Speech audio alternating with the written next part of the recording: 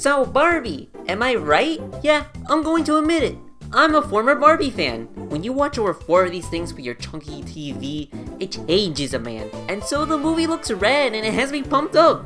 It made me think of the good old days, back when the internet was still new. And so I thought, why not review all the Barbie? Why not review the first Barbie movie? The one that started it all. You know, see the humble origins before being hit with what will be an utter masterpiece. Until Oppenheimer drags me back to the depths of man's cruel hell. Hell of a cool explosion. Time to strap in, kids, to 2001, the time of all great media. You know, Halo, Monsters Inc., Luigi's Mansion, Tom and Jerry and the Secret Ring, Seraphim, and from this bunch was Barbie and the Nutcracker. Yeah, I kinda got nothing here. Unlike my other videos, I don't really have much context or a backstory to give. Mattel just really saw direct-to-DVD movie successes from DreamWorks and said, I can do that too! But instead of 2D animation, it's clear that Barbie looked over to that Donkey Kong show and said, but we can make it better, smarter, we have the technology. And so we got mocap. Is there really anything much to say?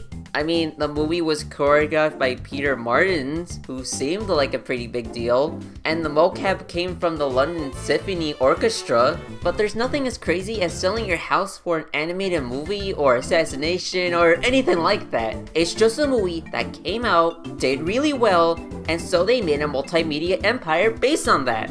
As one does. So let's see if this is any good. So going right in, the animation only reminds me of Silent Hill. Like, at one hand, it's impressive for its time, especially from a lower budget and smaller studio. They forced one animator to just animate the hair. You can't tell me they were not dedicated to the craft, but yikes, the passages of time were just not kind to this movie. But hey, for human characters, it's actually pretty uncommon to see for the time, and I like how the characters are stylized instead of trying to be completely human-like. The credits are actually animated here, so it shows that they at least wanted to try. Also, you're gonna notice a lot in the story when the characters just stop doing things and start dancing. Because we really gotta make use of that mocap. It was expensive. Look at these pretty guys dancing. And I mean, yeah, I guess it looks nice. I don't know much about ballet, so I can't really critique on it.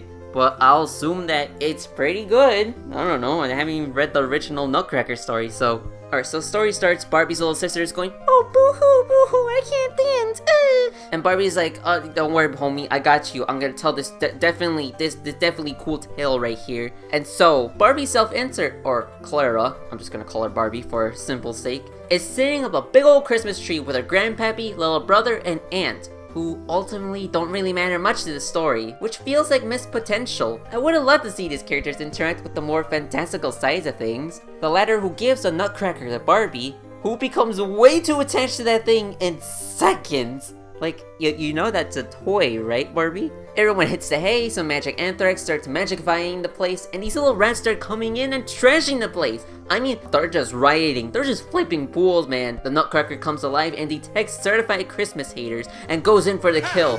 Single man army over here. Oh my god, is that Tim Curry? Barbie wakes up and instead of being a reasonable person and kicking Tim Curry, she instead asks for his autograph. Like, oops! Now Barbie is small and some shenanigans occur. Tim Curry completely fails at his job because he's absolutely zonked out. And they leave.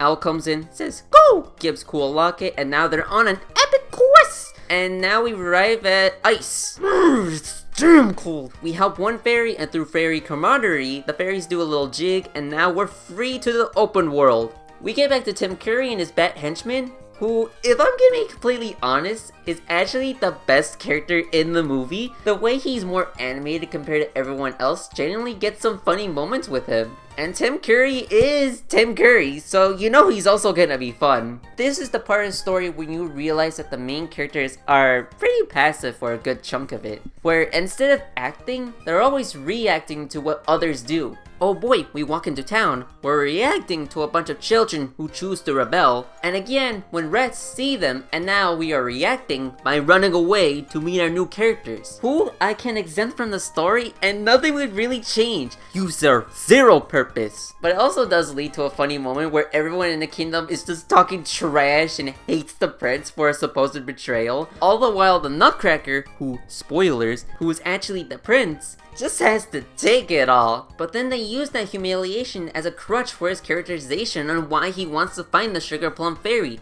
which is, by the way, what we're looking for. I forgot to mention that.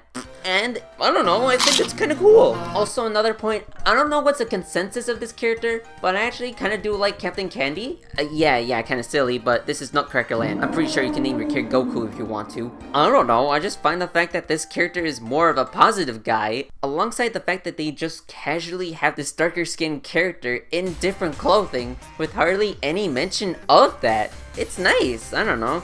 It might be tokenism, but I don't know, I just think it's kinda neat. And then we switch back to Tim Curry being himself. It's hard to hate him with lines like, "I'm brave." That's it? also he threw a book so hard that it cracked the stone, like, geez, he could have taken down Barbie even without shrinking her, huh? He then makes a golem that reminds me of the one from the Dark Crystal show. May you rest in peace, little one. And then boom, he's off. Back to the group, we face the challenge from the beginning of Toy Story 2. Best character almost dies, and now we're at a lake. And while these two guys begin making a boat, Barbie and the Nutcracker just walk around, just happen to pop them in this well that instead of ghosts popping out like in Luigi's Mansion, we get fairies. So that's a win, I guess. But oh, the golem is back, so we gotta book it. But the fairies coming in at the clutch save, and then it makes you realize that the fairies are doing a lot of the heavy lifting. The Nutcracker goes, "You will not pass," and sinks the guy. And this moment of the Rat King going, "I don't believe in the legend," is something well done in my opinion. In other stories, the guy would either not believe in the prophecy entirely or inadvertently cause it. But here, he takes the threat seriously until he reads every book in his library and can't find diddly squat except for one single line. And so therefore assumes the legend is just made up. No source, don't believe it. I think it's pretty smart since he does make a trap using that knowledge that the heroes will just assume the Sugar Plum Fairy is hanging about, and boom, that's exactly what happens. Barbie is all alone and even considers leaving, just pulling out an alternative ending of Forspoken, huh? God, I wonder how many people will actually get that reference. And then the fairies coming in once again and drag Barbie to the castle on the most dangerous swing ever. What if she fell, guys? What then? As Barbie uses her sneak skill points to good use. See, Elder Scroll fans? It was a good ability to invest in. And the fairies once again carry way more than they should when they rally the kingdom with a riveting speech. Or, I assume so, I don't speak fairy. Just a few squeaks and everyone's just like, revolution! Barbie showcased why turning every guy who fails into stone is in fact not an ethical or healthy business practice, and frees everyone, and it's revolution time! I guess it's realistic to history? Man, fairies are carrying everything, they're doing diddly squat. Also, I think he froze his own soldiers in the process because no other rat guys interfere. You'd think they'd be ganging up on the heroes like...